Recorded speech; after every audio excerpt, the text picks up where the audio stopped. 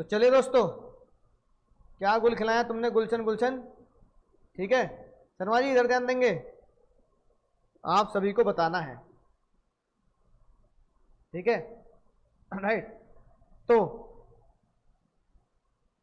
बताओ नलायको, question number 1, question number 1 2 3 4, पहले चारों कर लो, ऑनलाइन वाले भी। हाँ, ये सेम पीडीएफ है जो मैंने ग्रुप पे डाली साहिल भैया, same to same, same PDF है, कोई जल्दबाजी नहीं, आराम से करो। लिखो पहले अपने पास, लिख लो 1 2 3 4।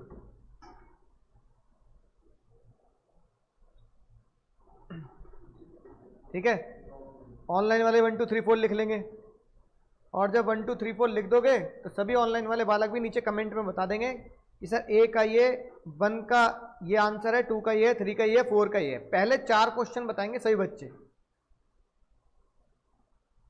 पोल नहीं हो पाएगा, पोल में मुझे क्वेश्चन टाइप करने पड़ेंगे, नहीं तुम आंसर लिखते जाओ साथ साथ, पोल नहीं।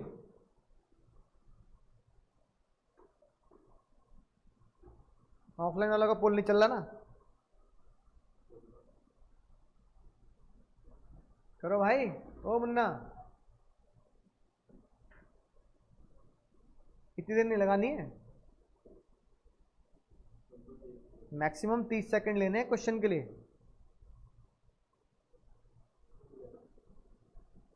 सीयूईट में जो क्वेश्चन आएगा, एक क्वेश्चन कितने मार्क्स का आएगा? 5।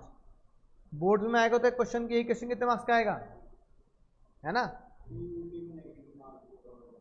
सीयूईटी में नेगेटिव मार्किंग और चॉइस भी मिलती है, ठीक है।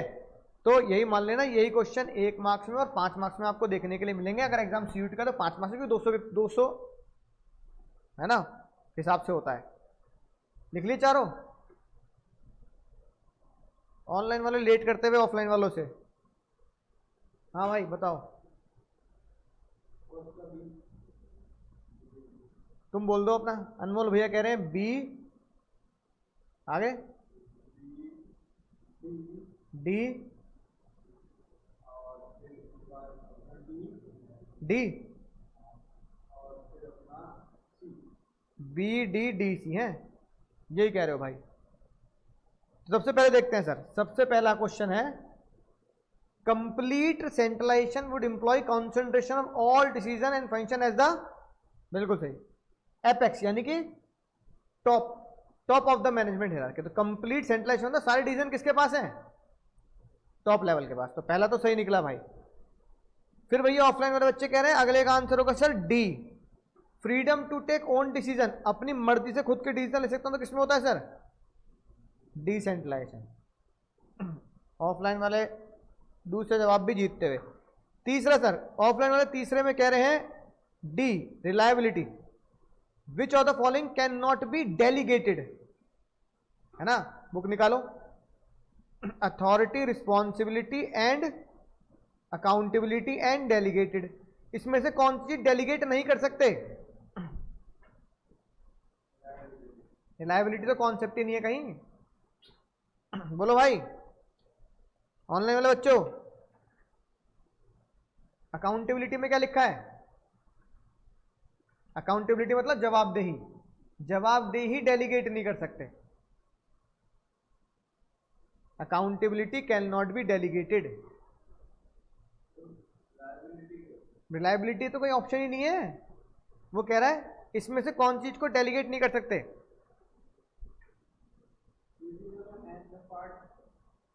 हाँ, which of the following can not be delegated, ये एलिमेंट्स हैं कि डेलीगेशन में ये आता है, लेकिन अपनी जवाबदेही किसी और को डेलीगेट नहीं कर सकते। समझ गए ना? कि जैसे भाई जवाब मुझे, भाई तुम एसी खुला छोड़ गए और मैं कह रहा हूं भाई जवाब दे क्यों खुला छोड़ गया, तो तुम कहो किसी और से पूछ लो, ऐसे नहीं होता। फोर्थ बोलो, which of the following arise from delegation of authority. हाँ, ये तुमने सही पकड़ा, रिस्पॉन्सिबिलिटी अराइज होती है डेलीगेशन से, ठीक है। अब अगला स्लॉट ऑनलाइन ऑफलाइन वाले दोनों करेंगे, 5 6 7 8।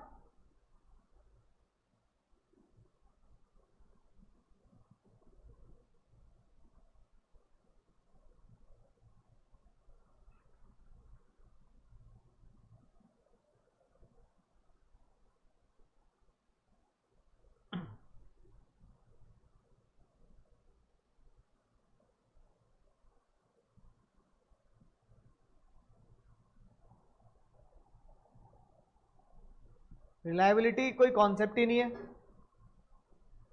Reliability is not a concept.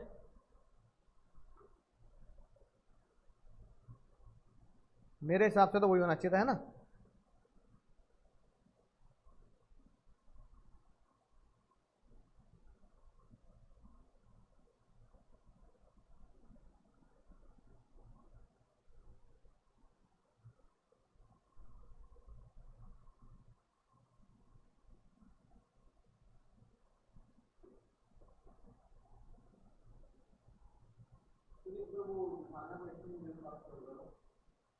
क्यों?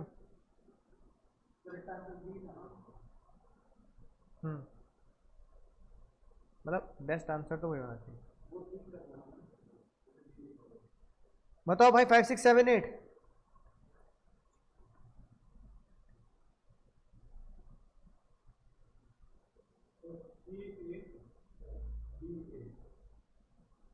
बच्चे कह रहे हैं ऑफलाइन वाले सी ए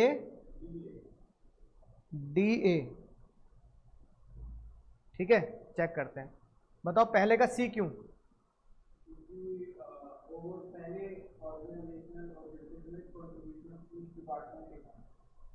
contribution of each department in meeting, extent of achievement organisation objective, है ना। Contribution of each department in meeting, the overall objective can be ascertain. क्या मतलब वो इस लाइन का? हाँ सही, सही इंटरप्रिटेशन, बिल्कुल सही, है ना। तो थोड़ा सा टफ क्वेश्चन टाइप था, पर बिल्कुल अगर ध्यान समझेंगे तो आंसर सही आएगा। क्वेश्चन का मतलब है अगर ओवरऑल कंपनी के ऑर्गेनाइजेशन को अचीव करना है, ठीक है ना, तो extent of achievement of organisational objective as well as the contribution of each department. तो अगर हमें अचीव करना है ऑर्गेनाइजेशन के ऑब्जेक्टिव और कंट्रीब्यूशन ऑफ ईच डिपार्टमेंट, है ना, as well as the contribution of each department in meeting the overall objective, in meeting overall objective को जीतने के लिए तो कंट्रीब्यूट करना पड़ेगा ईच डिपार्टमेंट को। तो ईच डिपार्टमेंट को कंट्रीब्यूट करेगा तो कौन सा बढ़िया रहेगा, है ना। In which type of organization structure is possible, in which type of organization structure this is possible, किस स्ट्रक्चर में ये पॉसिबल होगा। क्वेश्चन समझो तुम पहले, कौन से स्ट्रक्चर में ऐसा पॉसिबल है कि ईच डिपार्टमेंट क्या करे, कंट्रीब्यूट करे, है ना। तो बेस्ट आंसर क्या होगा, डिसेंट्रलाइज। सेंट्रलाइज भी हो टॉप मैनेजमेंट के लिए, साथ में क्या हो, डिसेंट्रलाइजेशन होना चाहिए। ठीक है, छठे का बताओ। छठे का ऑनलाइन वाले भी ये कह रहे हैं, सभी बिल्कुल सही कह रहे हैं, सही बात। रिस्पॉन्सिबिलिटी, ये तो हमने आसान सा क्वेश्चन था। सातवें का ऑफलाइन वाले कह रहे हैं डी, बिल्कुल सही कह रहे हैं, है ना, सही बात। आठवें का dash refer to the number effectively, ये तो मैंने तुम्हें क्लास में बाय हैंड लिखवाया है, कितने लोग मैं अपने अंडर मैनेज कर सकता हूं, इसे क्या बोलते हैं, स्पैन ऑफ मैनेजमेंट। ये वाला स्लॉट बहुत बढ़िया दिया, बच्चों ने सही जवाब दिया। अगला करेंगे 3 क्वेश्चन, 9 10 11।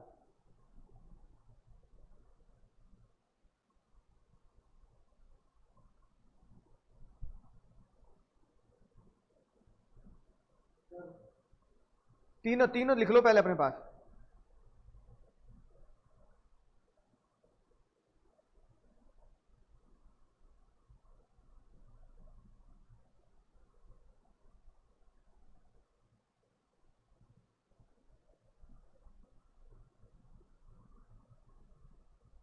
रोहान भैया तीनों, साहिल भाई, रोहान भाई, तीनों एक साथ दो आंसर। जैसे कि 9 का ए, है ना, 10 का ये और 11 का, तीनों एक लाइन में दे दो। हाँ ऑफलाइन ए सी और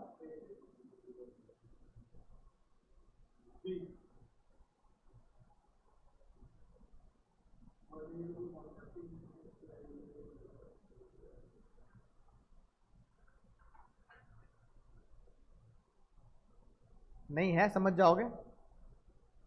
ऑनलाइन वाले कह रहे ए सी डी,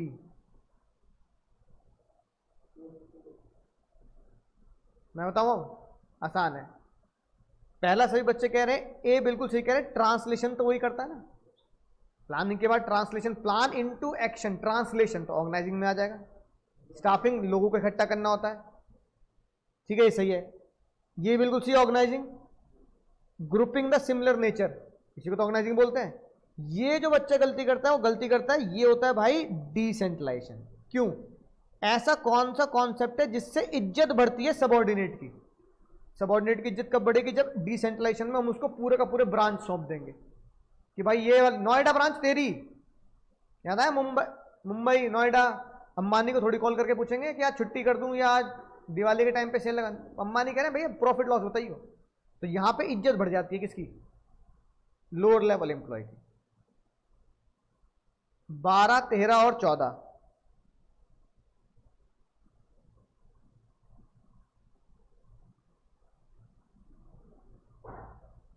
अभी बताऊंगा भाई, बताओ भाई। बालक पूछ रहा ऑनलाइन वाला 6 और 7 में डिफरेंस क्या है?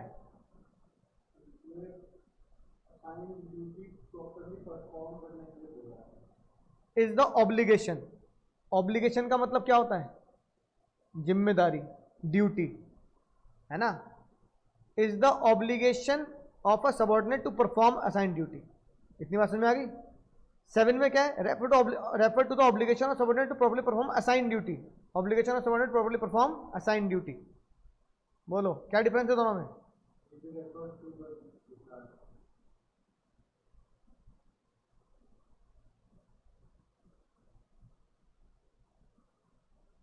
बोलो,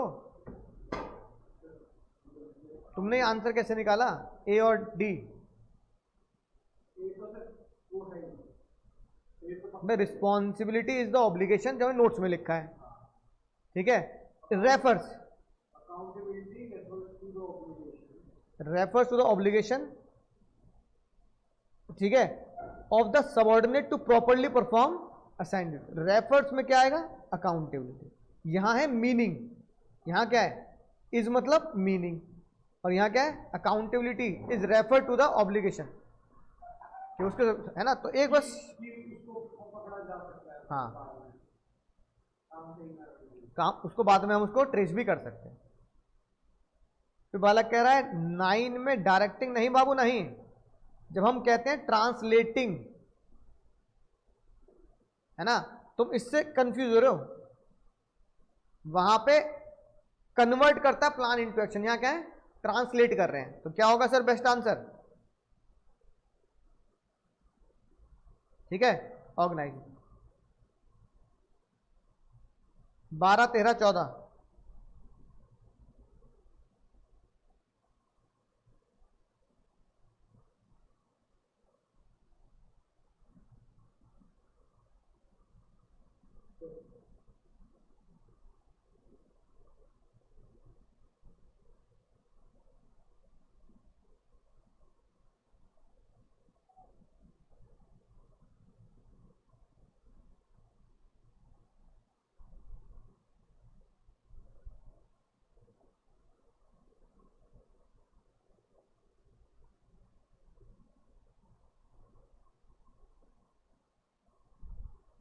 बोलो।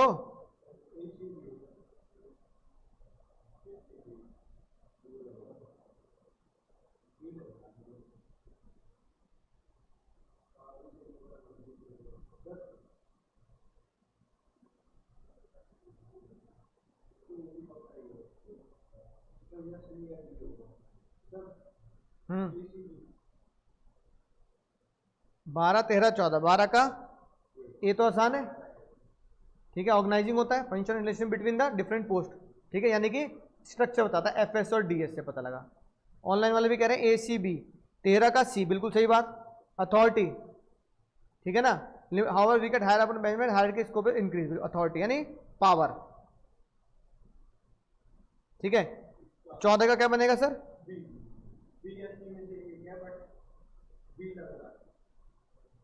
डिसेंट्रलाइजेशन इज, अब कितनी बार लिखवा है? यही तो चीट कोड लिखवा रखा है।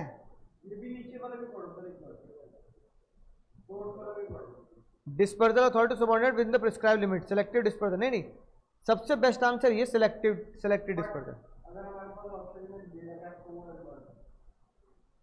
4n1, तो वैसे बेस्ट आंसर तो 1 ही होना चाहिए। Dispersal of authority to subordinate within the prescribe limit और सेलेक्टिव क्योंकि वर्ड जो मैनेजमेंट में यूज हुआ है वो selected dispersal of authority use हुआ है, तो ये बेनिफिट ऑफ डाउट में मतलब मैं 1 लगाऊंगा ना। अगर एग्जाम में अगर सीयूटी में है तो छोड़ सकते हैं अगर आपको कंफ्यूजन है तो, है ना। वैसे 1 बेस्ट है, मतलब अगर मैं बेस्ट बोल तो बेस्ट 1 होगा, क्योंकि हम क्या पढ़ते हैं, सेलेक्टिव डिस्पर्सल ऑफ अथॉरिटी। अपने चाहिए क्वेश्चन 15,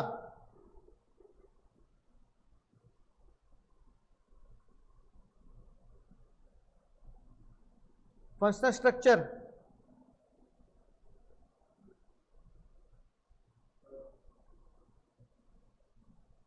देखो फॉर्मल तो चेन स्केलर चेन होता है, इनफॉर्मल फास्ट कम्युनिकेशन होता है, ये 2 जाएगा।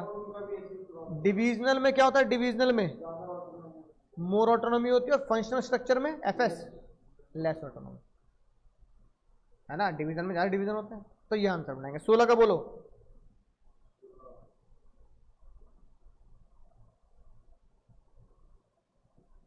Functional structure, functional specialisation direct है ना। हाँ ये प्रोडक्ट स्पेशलिस्ट होता है, सही बात। हाँ इंडिविजुअल इंटरेस्ट, हाँ फॉर्मल, सॉरी हाँ फॉर्मल वर्क ओनली, और इनफॉर्मल मेरा खुद का क्या अपना, ये हो जाएगा, आंसर लगा देंगे। 17 बोलो बाबू। सेंट्रलाइजेशन स्मॉल के लिए काम आता है, तो डिसेंट्रलाइजेशन किससे काम आता है, large. 3 delegation, delegation delegation flow downward, authority flow downward. हाँ डेलीगेशन क्या होगा, रिड्यूस, ठीक है ना। और 4 का क्या होगा, अथॉरिटी मतलब फ्लो डाउनवर्ड। 18वें में कह रहा है बहुत बढ़िया, 4-2 पहचानो, 4-2। अब 4-2 पहचान के बताओ कौन सा स्ट्रक्चर है, कैसे पता लगा, प्रोडक्ट 1, प्रोडक्ट 2, प्रोडक्ट 3, तो ये तीनों प्रोडक्ट जो है ना कैसे होते हैं सर, डिवीजन, अलग अलग प्रोडक्ट हो गए, आसान हो गया। 19 और 20 पहले तुम आराम से मैच करो, मुझे तो ये बताना कि ए सी बी डी इनमें से कौन सा है।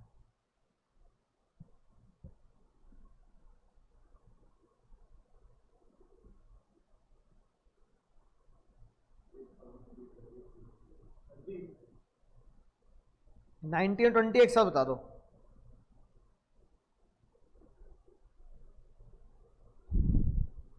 नाइनटीन का क्या है, ऑफलाइन वाले बच्चे कह रहे हैं 19 का आंसर है डी, चेक कर लेते हैं। अथॉरिटी,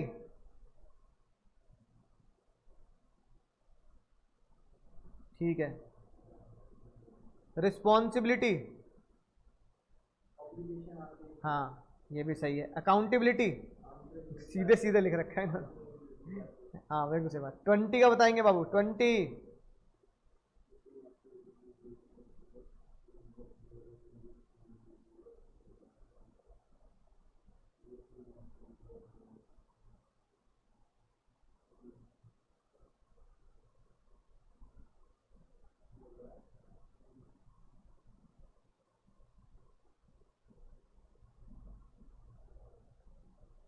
देखो एक तो आसान है, देखो ये तो बताए डिविजनल क्या होता है, प्रोडक्ट, यानी सी का आंसर होना चाहिए 1।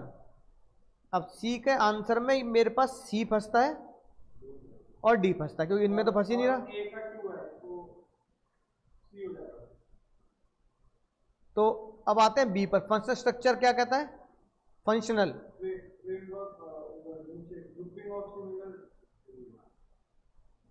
हाँ। और ऑर्गेनाइजिंग स्ट्रक्चर क्या होता है, फ्रेमवर्क, सही बात है। ऑर्गेनाइजिंग स्ट्रक्चर की डेफिनेशन क्या बताई थी, उसका चीट कोड ही क्या था, फ्रेमवर्क, ठीक है। तो आंसर क्या होगा, आंसर हुआ हमारा सी। स्ट्रक्चर, ऑर्गेनाइजिंग स्ट्रक्चर मतलब फ्रेमवर्क, ये तो ऑर्गेनाइजिंग स्ट्रक्चर की डेफिनेशन है ना। 21, 22 और 23 फिल इन दी ब्लैंक भरने हैं भाई तुम्हें।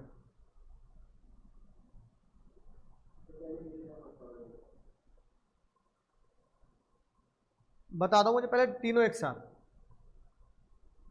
डी ए बी ऐसे करके बता दो। 21, 22, 23 तीनों एक साथ बता दो।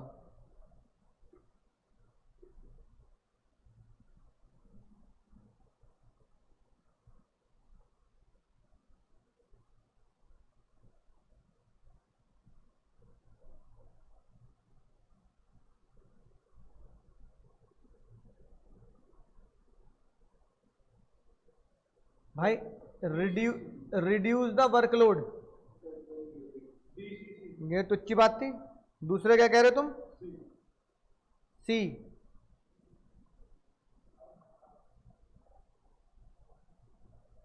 हाँ, रिस्पॉन्सिबिलिटी में क्या देना पड़ता है? नेसेसरी अथॉरिटी देनी पड़ती है। Properly perform the assign duty, ये क्या होगा?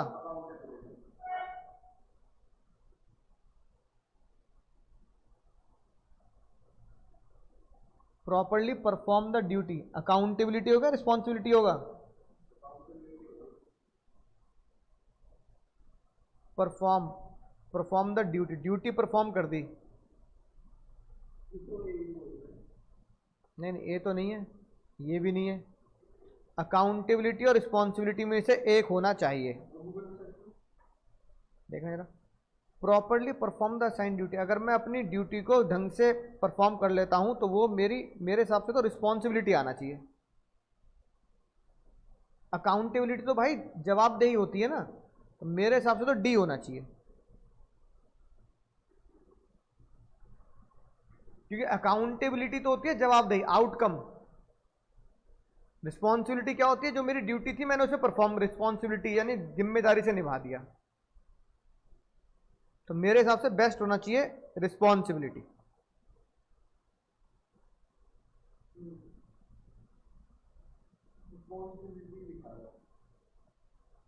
ट्वेंटी 25।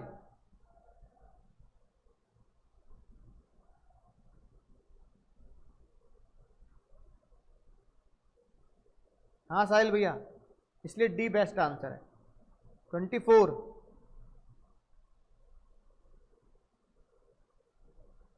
स्टेप, दिलवाले दुल्हनिया दे रहे हैं।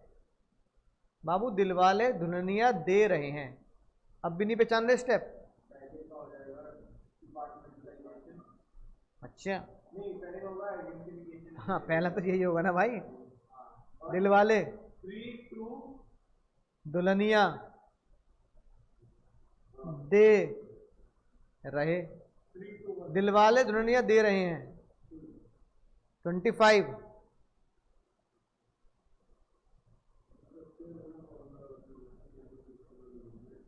Both statement correct, only one is correct, ऐसे ढूंढना है तुम्हें। ये तो करेक्ट है, दो ही स्ट्रक्चर होते हैं।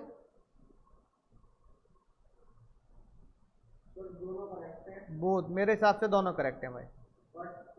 आंसर क्या है? बी। आरम भाई भी सही कह रहा है, नहीं नहीं ठीक कह रहा है, एक्सप्लेनेशन सही है। हाँ ना, असर्शन रीजन। 26 बताओ। अकाउंटेबिलिटी डेलीगेट, नहीं भाई नहीं, अकाउंटेबिलिटी किसी और पे कैसे डाल दोगे? जवाबदेही नहीं होती। Responsibility can be delegated completely, नहीं, ठीक है ना? तो क्या लिखेंगे? 27 पे आएंगे।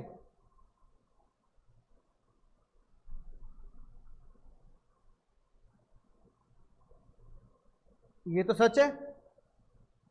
फंक्शनल स्ट्रक्चर का मतलब क्या होता है? ग्रुपिंग द सिमिलर और related job together, FS. Functional structure emphasis on overall internal objective then the objective pursue by a functional head. नहीं नहीं नहीं, functional structure place more importance, emphasis मतलब इंपॉर्टेंस, on overall enterprise objectives then the objective pursue by functional head. नहीं, false. जो functional वाला अपना function कर रहा होता है इसकी ये तो लिमिटेशन थी कि वो अपने अपने डिपार्टमेंट को ज्यादा इंपॉर्टेंस देते हैं, वो ओवरऑल एंटरप्राइज के ऑब्जेक्टिव को ज्यादा इंपॉर्टेंस नहीं देते, बल्कि इसको देते हैं, अपने फंक्शन हेड को देते हैं। तो मेरे हिसाब से होगा स्टेटमेंट 1 इज करेक्ट और स्टेटमेंट 2 इज नॉट करेक्ट, क्योंकि ये हमने उसकी लिमिटेशन में पढ़ा था। क्या पढ़ा था कि जो फंक्शनल स्ट्रक्चर के लोग होते हैं वो अपने ही डिपार्टमेंट को ऊंचा करने के लिए क्या कहते हैं, दूसरे डिपार्टमेंट की गलती है भैया, हाँ हम तो यही करेंगे, याद आई बात, अपने को ज्यादा इंपॉर्टेंट है। तो मेरे हिसाब से बेस्ट आंसर ए होना चाहिए। 28, 29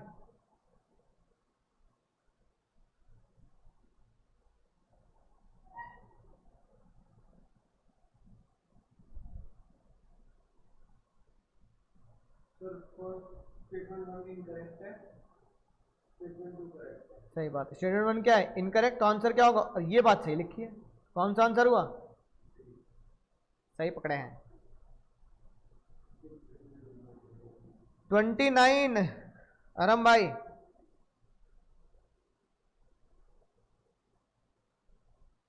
which statement is not correct, इसमें से कौन सी बात सच नहीं है ऑर्गेनाइजिंग को लेकर। इसे टुच्चा क्वेश्चन नहीं मिलेगा तुम्हें अब।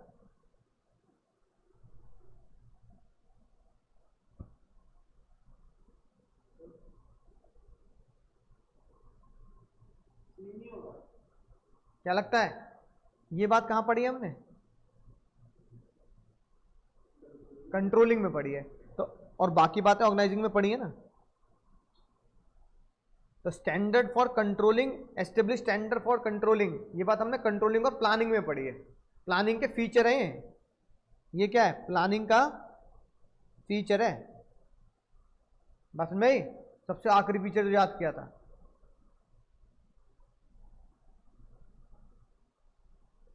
ठीक है ना, बेस्ट आंसर मेथड सी है। 30 बोलो,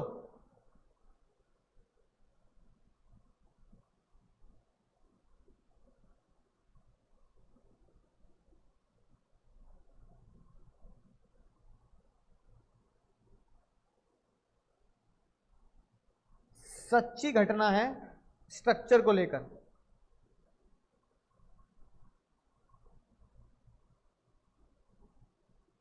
ये तो गलत है, ये तो एफएस है, डीएस थोड़ी है। Span of management determine the level of management in the organisation, ये ठीक है। क्यों, स्पैन ऑफ मैनेजमेंट होता है कौन सा कितने अंडर कंट्रोल करेगा। Divisional structure makes training of the employ easier as focus on its on limited range of skill. Easy training किसमें पढ़ा था हमने, चेक करना एक बार।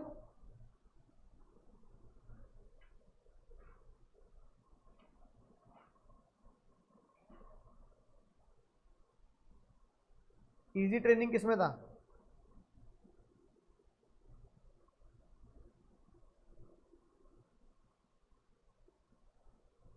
Span of management determine the level of management, कितने पॉइंट कितने, ये मुझे ये ठीक लग रहा है। Divisional structure make training of the employ easy training किसमें था, मेरिट्स में देखो ना, एफएसडीएस के।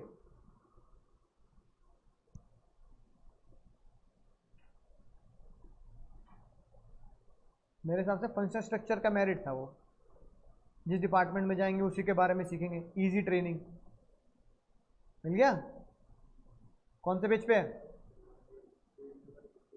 पेज नंबर 55 पे आओ। किस इजी ट्रेनिंग लिखा है, इजी ट्रेनिंग किसमें लिखा है, तो भाई इजी ट्रेनिंग ये किसमें लिखा है, एफएस के मेरिट में लिखा है, लिखा, तो अपनी किताब के पेज नंबर 55 पे आ जाओ। तो इसका मतलब ये भी गलत हो गया, ये भी गलत हो गया, तो बचा कौन सा, तो इसलिए तो क्या होगा, है ना, ऐसे भी तो निकाल सकते हैं आंसर। मजेदार क्वेश्चन था। 31 बताएंगे,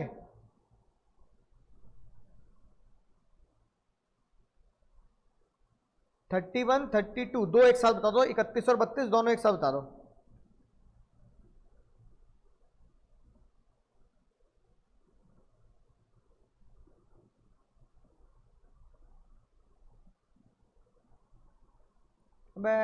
पहचान नहीं रहे, प्रोडक्ट कैटेगरी 32,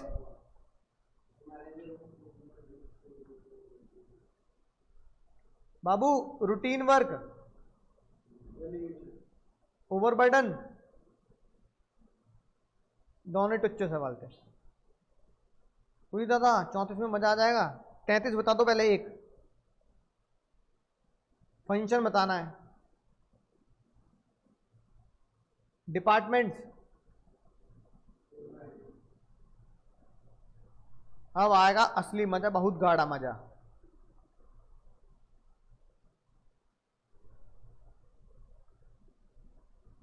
इतनी बड़ी केस स्टडी, आंसर जरा सही है। 34 बताएंगे। Identify the meaning of concept which gave their recommendation to Beauty Limited. Beauty Limited को कौन सा कॉन्सेप्ट की रिकमेंडेशन दी गई, तुम्हें अपनी कंपनी में ये लगाना चाहिए।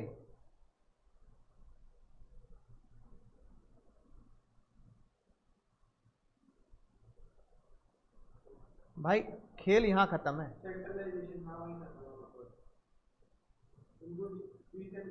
हाँ, कि अपनी कंपनी में तुमने सब कुछ सेंट्रलाइज कर रखा है, क्या करो कुछ चीजें डिसेंट्रलाइज भी करो। ये सजेशन है। यानी पूरी केस स्टडी बेकार है, सिवाय जो ग्रीन पेन से हाईलाइट किया है, बस वही काम की चीज है। बाबू 35 का ए और बी बता दो। यानी 35 का क्वेश्चन नंबर, इसे आप तुम चाहो तो इसे क्वेश्चन नंबर 35, क्वेश्चन नंबर 36 ऐसे लिख सकते हैं ना। वो गलती से ए बी सी हो गया उसमें।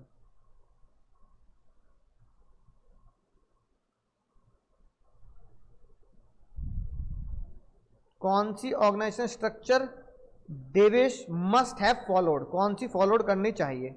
विच concept of management highlighted step adopted by the mister Mohit. Mister Mohit ने जो बोला वो कौन सा स्टेप है।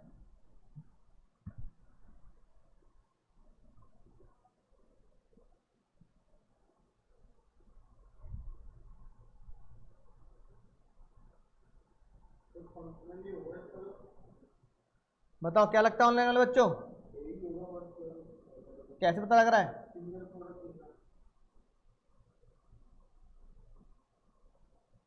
क्या मैन्युफैक्चरिंग कर रहा है, ब्लैंकेट, बस। कहाँ लिखा है ये, टुच्ची बात कर दी है, तो यहीं लिखा है। ये तो फंक्शनल हो गया। मिस्टर मोहित जो कह रहे हैं, मिस्टर मोहित कौन सा कॉन्सेप्ट कह रहे हैं।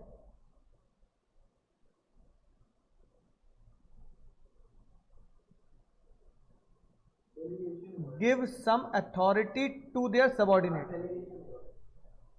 डेलीगेशन, डिसेंट्रलाइजेशन, सोच लो एक बार, गलत बोल रहे हो।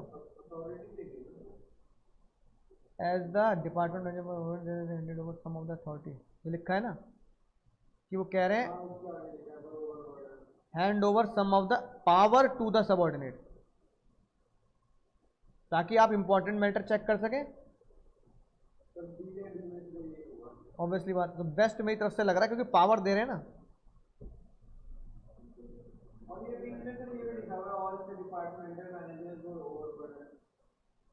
As a consequence of this, on the one hand, the general manager got time to consider an important matter, and the other hand, a feeling of responsibility was arose in the subordinate. मेरे हिसाब से यहाँ सही कह रहे हो, delegation आना चाहिए।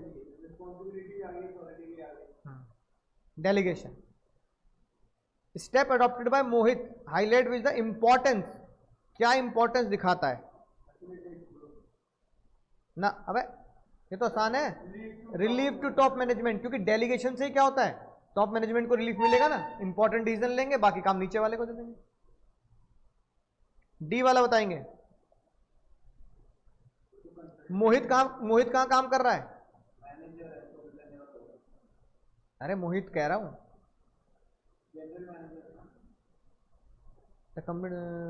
General GM, solution of the problem fell on the GM Mohit. Devansh और देवांश क्या है,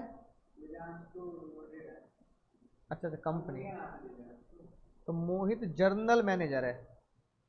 तो जर्नल मैनेजर जो होते हैं ना, जीएम, वो टॉप में आते हैं। सिर्फ मैनेजर कहाँ आते हैं, जीएम हो, जीएम टॉप मैनेजर कहाँ आते हैं, याद रखना है। चैप्टर नंबर 1 में मैंने कराई है वैसे बात। Organisation structure recently adopted by company. कौन सा ऑर्गेनाइजेशन स्ट्रक्चर है? रिसेंटली कौन सा अडॉप्ट, आखिरी में लिखा मिलेगा।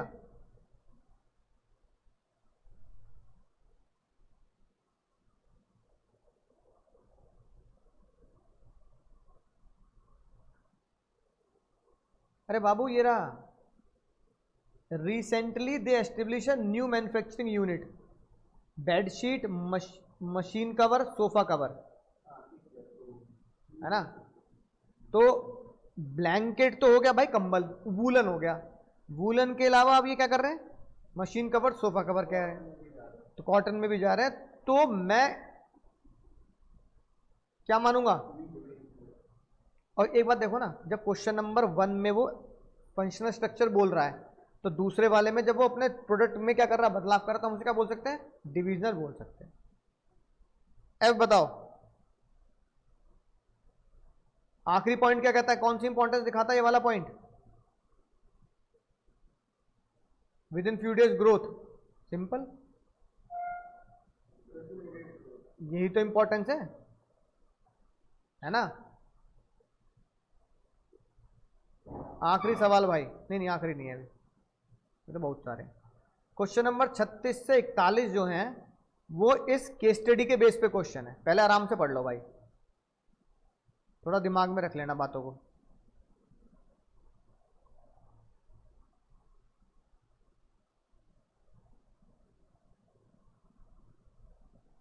पहली 3 लाइन तो फालतू की बात है। एक वर्ड आ रहा है डिवीजन मैनेजर, तो ये कौन हो गई? Middle level.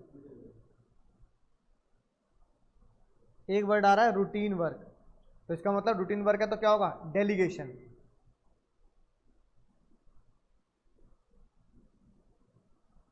ऐसा क्वेश्चन हमारे में नहीं है, हमारी किताब में भी है। हाँ, नाम भी सेम है, देखने के बाद बिल्कुल डिट्टो लग रहा है।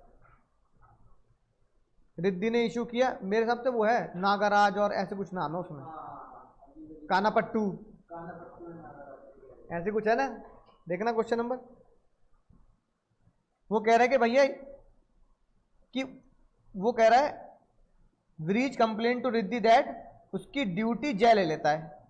व्रीज का काम कौन कर रहा है? व्रीज का वर्क जय कर रहा है। तो रिद्धि ने क्या किया? रिलेशनशिप, वर्किंग रिलेशन बता दी, कौन किसे रिपोर्ट करेगा, है ना। कानापट्टू वाला केस है अपने उसमें, हमने क्लास में कराया था ना, ऐसे कुछ लिखा है वर्ड, कानापुट्टी, और याद आ गया ना। चलो तो बताओ, अब इससे उनका लड़ाई झगड़ा भी खत्म हो गया। पहला बोलो कौन सा फंक्शन ऑफ मैनेजमेंट है? देखो रिपोर्टिंग रिलेशनशिप भी बता दी, कौन किसे रिपोर्ट करेगा, ठीक है, ड्यूटी असाइन कर दी, राइट। तो कौन, ऐसी बातें किस फंक्शन में लिखी जाती है बाबू? अगला बोलो state the step of the above identification concept which has not been carried on. Same question है, सेम क्वेश्चन भी सेम है, एबीसी।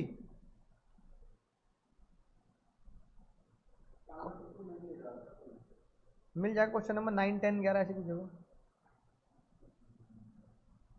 चलो क्वेश्चन तो बताओ, आंसर तो बताओ, कौन सा स्टेप नहीं किया गया है?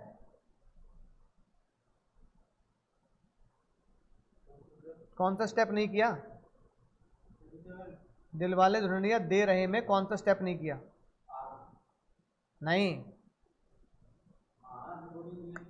उससे पहले वो कह रहा है ना कि मेरी ड्यूटी वो कर रहा है।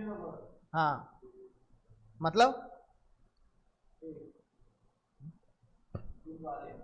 असाइनमेंट ऑफ वर्क है ना, ये वाला।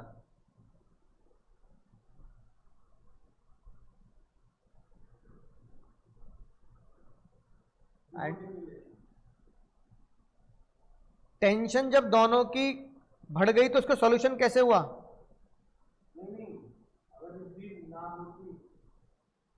विदाउट, दोनों की रिद्धि ना होती तो कैसे सॉल्व होता मामला? नहीं, अरे बाबू सॉल्व करना है, लड़ना थोड़ी है, कोऑर्डिनेशन से सॉल्व हो सकता था कि भाई देख तू मेरा काम कर रहा है, ऐसा मत कर, मुझे ये वाला काम करने दे। आइडेंटिफाई द स्टेप जो रिद्धि ने लिया है विराज की कंप्लेंट पर। हाँ, रिपोर्टिंग रिलेशन बताया कि भाई कौन किसे रिपोर्ट करेगा, एक दूसरे पे काम नहीं करना। 40 वर्कलोड रिड्यूस होने से कौन सी इंपॉर्टेंस दिखती है? चारों में से चारों इंपॉर्टेंस है, कौन सी दिखती है? एडमिनिस्ट्रेशन बढ़िया होता है क्योंकि वर्कलोड रिड्यूस होता है। ठीक है। 41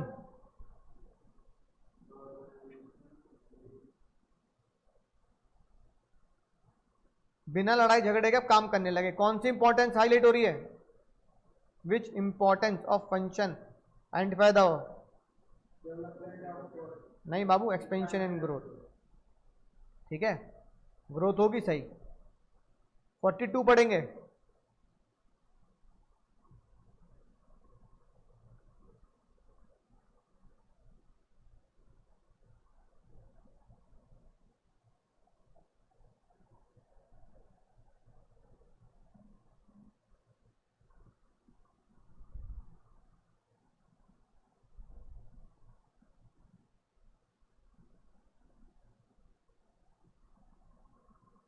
कौन सा फंक्शन है? Division into task organising. तो अच्छा सवाल था पहला। ठीक है, अगला dot dot dot dot committee. अबे ये तो अपनी किताब के क्वेश्चन है, food committee, decoration committee, ticket committee. School में फंक्शन होता है ऑर्गेनाइजिंग के पहले चैप्टर का एग्जाम्पल लिखवाया मैंने, ऑर्गेनाइजिंग का चैप्टर है। कलर नोट्स में आओगे, कलर नोट्स में आओ। हाँ, पहला पेज खोलो, पहला पेज। ये पढ़ना जहां जहां जहां दो बच्चे बन रहे हैं। In the farewell, food committee बताया नहीं बताया? फिर ये तो वही दे दिया। अगला क्या होगा सर? टिकट कमेटी बना दी, क्या हो गया? ड्यूटी असाइन कर दी। See, each dealing with specific area, है ना, हर कोई अपने उससे डील करेगा। ना ना ना, ये क्या कर दिया? डिपार्टमेंटलाइजेशन, डिपार्टमेंट बना दिया। और डी, कौन सा? इस पूरे ऊपर जो पढ़ा हमने कमेटी बना दी, उन्हें काम दे दिया, इसे हम क्या बोलते हैं सर? ये तो डिसेंट्रलाइजेशन होता है कि काम दूसरे को क्या कर देना, पावर के साथ सौंप देना। समझ गए? ये इस तरह के 50 क्वेश्चन तुम्हारा देखने के लिए एग्जाम में मिलेंगे, केस बेस्ड क्वेश्चन भी और एमसीक्यू। तो उम्मीद है ऑनलाइन वाले बच्चों मजा आ गया होगा। तो अगली क्लास में कुछ अगले एमसीक्यू के साथ बहुत शानदार जानदार तैयारी करेंगे, अगले चैप्टर के एमसीक्यू सीयूईटी वाले।